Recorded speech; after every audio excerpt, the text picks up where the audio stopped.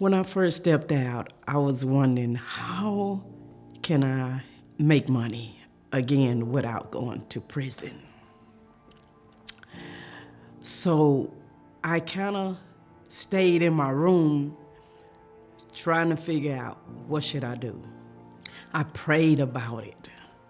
And I said, God, I need you again. Help me, to not enter back into prisons, because you gave me the first thing, which was my grandkids. Now I need you to help me get a job. I might not like it, but you got to make me like it. You got to help me. So I have friends that will still try to come around and say, hey, you don't have to work that. You know how to make the money. I fought it, you guys. I fought it that every single day, because I know the money that I was gonna make and the money that I know I could have had made. I didn't want to go back to prison. So I asked my daughter, is there any kind of way that you can get me on where you work at? I mean, every day I struggle and it just banged in my head to go sell drugs again, because I knew all these people. My daughter came in one day and she say, well, Mama, you sure? Because you're not used to making that type of money at all. And so I say, yes, I have to do what it takes to stay out of prison. So I went to work. It was no problem. They didn't ask me, have I ever been convicted of a felony? It was a God thing. I'm telling you, my God been good to me. And I can express it, how good he have been to me. And when I went in and filled out my application online. When I went in, they didn't even look at me in that type of way. I've been on that job for 9 years. They won't let me go.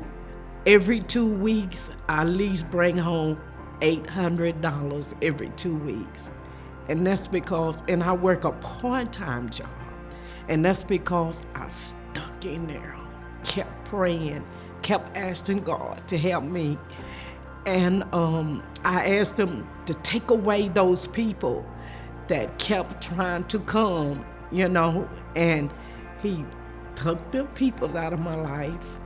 The people that I have in my life today are family, grandkids, and people that are going my way, which is you guys. Part of working in TDC, you do not have the capability to call in sick or take a personal day. So you learn the value of work just by going to work every day and doing the things that they ask you to do, whether it be learning a new trade or just doing the simple menial jobs that have to be done just to make the situations work in prison, whether it be laundry or cooking for the whole unit so that everybody can eat and provide the basic necessities.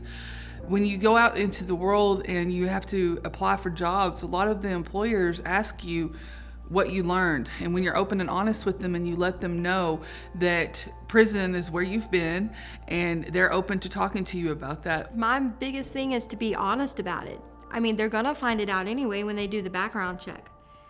Be honest about it, because that actually could help you and benefit you. Because I know, like for me, when I went in for the initial interview, it was the manager and the assistant manager in the office, and when it got time to that question, I just told them a little bit of my testimony, and they were kind of blown away about it. And I got hired the very next day, and then that manager ended up leaving, and we got another manager.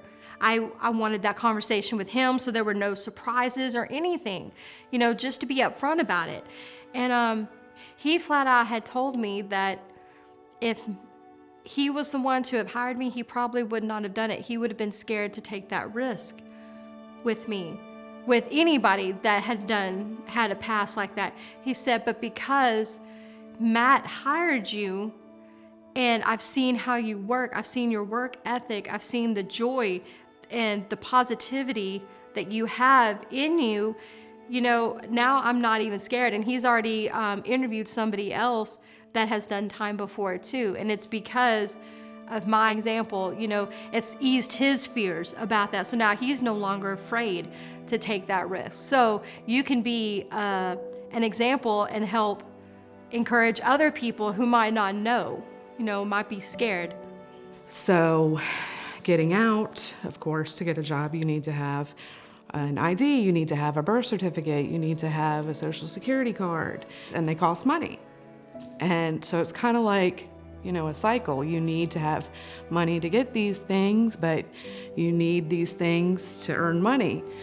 So it's difficult. There are resources and churches and stuff like that that can help assist financially with things like that, which is really important for ladies and men, anybody coming out of prison, so they can use those type of services. Well, when I was in prison, I was a teacher's aide, and I tried to tell the girls there that you could take what you learned in prison and really do something with it if you wanted to. I learned horticulture in prison. And so when I got home, I volunteered for the Big Country Master Gardeners, and I did my first project with them like 2 weeks out when I got home. And through that, I met another lady that I started volunteering with who got me a part-time job, temporary, at a florist. And when that job was over, I had a good reference for that, you know, that city. So I went to my next job, and I worked there at a florist and a nursery. So then I was really learning, you know, and using what I learned in prison. And I did that until my hours were cut. And I think that was kind of God's way of saying, you're complacent. You're comfortable in a place that's, you're not going to go anywhere. It's never going to be more. So I applied for only one job, and just through other people I had worked with, I got a really amazing job. So I'm still using horticulture. I'm manager of a greenhouse, and I do retail sales, customer service, some marketing. Sometimes I look around and I compare myself to other people and think, man, I'm not doing that thing or that thing. And then I think, okay, wait a minute. A year ago I was walking, you know, literally, no car, no nothing. And if next year's progress is like this past year's progress, well, I'm excited for this year. So I have to remind myself of that. Texas Workforce Commission helped me when I was in Houston to get my resume together. They gave me a lot of good pointers, a lot of, I had gaps in my employment. So that, whenever you're doing a chronological resume, did not look very appealing because it would be, I had a lot of gaps. I had like a 5-year gap from when I was in prison. And so they helped me to arrange my resume. It's called a Knowledge, Skills, and Ability resume. It's a KSA resume. And so it focuses on what I can do rather than what my employment was. So I started at the beginning, and they gave me simple tips, like on the first line of your resume, you just put your name, and today we don't put our addresses. We put our name, our email address, and our telephone number where they can reach us or leave a message. And that's all on the top line. And then below that, you start out with what your objective is as far as employment, and then the things that you've done or the things that you can, the things that you can do. So it focuses more on your abilities rather than on your employment, which in the past I'd always done a chronological. Well, I didn't even have to have a resume because I had the same job for so long. And so I was able to put together a resume that really focused on the things, my strengths. And then at the bottom of the resume, I put the jobs that I had with over to the side with the dates that I was employed. So it took the focus off of that, because they told me by the time the employer gets halfway down the list, they're already seeing what you can do. And there was just a ton of things that they mentioned to me about having the keywords from the job posting in the body of your resume so that when it goes through their software program, it matches up. So there were a lot of really valuable tips that Texas Workforce Commission gave me. When it comes to jobs, I was blessed to go through the pre-release program. And one of the things that Ms. Hall and Ms. Washington stressed was you get a survival job. Everybody's not going to be able to go right out and get the job that they want. When I went home last year, I was 62 years old, and my survival job was working at the Subway. And I worked that job at night, and I worked as hard as I possibly could. I would go home at 12:30, 1 o'clock in the mornings, just tired. But I would get up in the mornings, go to my meetings. At that time, since I was living with a friend in Fort Worth, I went to Goodwill Industries and had enrolled in their program where they would train you and help you find a job. It just so happened that the friend that I moved with, her daughter opened up an assisted living home a month later. So I worked at the assisted living home, and I worked there for 2.5 months.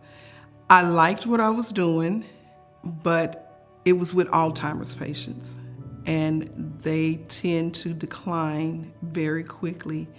And I lost, within 2 months' time, I had lost 6 patients. And that was just a little bit too hard for me. I couldn't deal with it. And I think the biggest blow was the little lady that started out with me. And we bumped heads so hard because she didn't want to be there. But we became the best of buds. I was the only person that could get her to take her meds, everything. And when she passed away on me, I just said I couldn't do it anymore. I have not just one degree. I have an associate's in applied arts and sciences. I have an associate's in business management. And I have a BA in sociology with a minor in business. So you would think I was set. But remember, I have not just one stripe, I have 2 stripes on my back because I've been incarcerated twice. In some places, regardless of the degree, they just want to hire you. Well, when I gave my notice to the assisted living, I left there the last Friday in October. That Sunday, my cousin called and said that a lady wanted to know if she could have my phone number, which is someone I knew when I went to church 25 years ago. We weren't friends, but we knew each other. And so I said, give her my number. Now, she has daycare centers, so I thought she wanted me to work at the daycare center, and I was happy to go to the daycare center. There was no problem with it for me. If that's where I was going to start out, I was going to start out in a daycare center. It was a job, I was going to get paid, and I was going to do the best job that I could. She called me that Tuesday morning at 7:30 a.m., and I answered the phone, and she said, how are you? And I said, I'm good, how are you? She said, are you ready to come to work? And I said, yes, ma'am. What time do you want me there? So I get up, I get dressed, I go to the daycare center, and she says, you're not gonna be here at the daycare center. I'm gonna take you over to my office.